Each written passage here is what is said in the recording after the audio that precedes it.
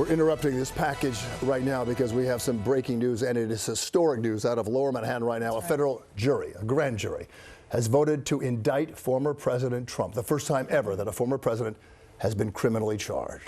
We will join an ABC News special report as soon as it begins. But right now, we want to go to NJ Burkett. He is live at the courthouse in Lower Manhattan. NJ? And Sade, yes, as Bill said, we have learned that former President Donald Trump has been indicted by a Manhattan grand jury. The jury, Sade, as you know, has been meeting in the building behind me since January. And the testimony before the grand jury, the grand jury's proceedings, have heated up really in the last several weeks. They've heard from a number of witnesses. It was clear to us covering the proceedings here that it had reached a crescendo, that we were getting to a point where the grand jury was going to be asked to vote, and clearly they have voted. The grand jury seats 23 people. 12 of the grand jurors are required to have an indictment in order for the former president to have been indicted. 12 grand jurors had to vote in favor of that. That is now what we've learned has happened. The rest of the procedure, the way this unfolds from here, is that the president and his attorneys, former president and his attorneys, will be notified that the grand jury has handed up the indictment. Then they will work out a deal with the prosecutors as to when the former president would surrender, where that would happen, and they work out a timetable as all of that unfolds. We will not know the charges against the former president until the indictment is unsealed. So that is obviously the next question. We know the former president now has been indicted, but what are the charges specifically that he will be facing? Sade, Bill? You know, and Jay, let me ask you this. I know they're going to try to figure out how the president is going to surrender, but do we have any idea on when this may actually happen? Is this something that could happen, you know, tomorrow, or is this something that's going to be pushed until the following week? Right. I think it's highly unlikely that the surrender would happen tomorrow. The Secret Service needs a lot of time to prepare for the president's arrival here.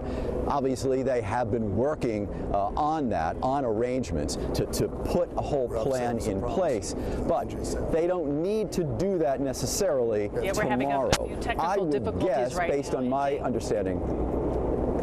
And Jay, we lost you for a moment there due to technical issues. Can you just repeat that again of when you think this indictment is all of this is going to unfold, do you think, in terms of his surrender? I don't think that, I don't think that we will expect to see the former president here tomorrow.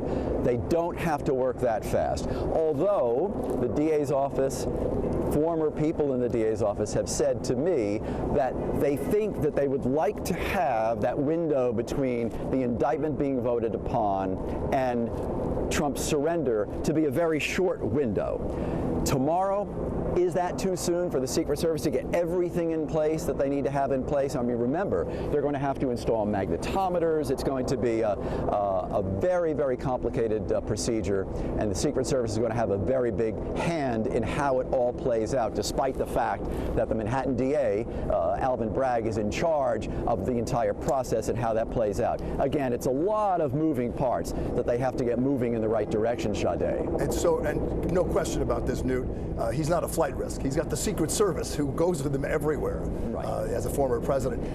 Just very briefly, what's your take on all this? He was going to be indicted today. He's going to be indicted next April. It's been going all around. Yeah. Why was it such sort of chaos?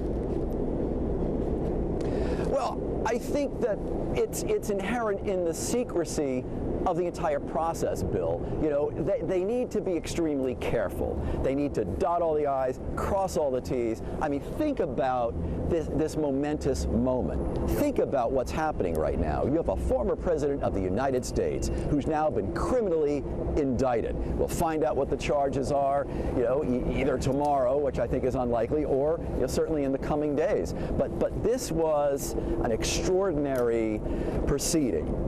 So, yes, rumors happen, people talk, people guess, there's speculation, supposition. The fact is you don't know what you know until you know it. And I think that's probably why everybody outside the courthouse was on DEFCON 5 for 3 weeks at least, Bill. And I think that's a good analysis. NJ, thank you for that. Stay there. We're going to get back to you as we continue in the next hour or so. Thanks, NJ. Thanks, NJ. And now we want to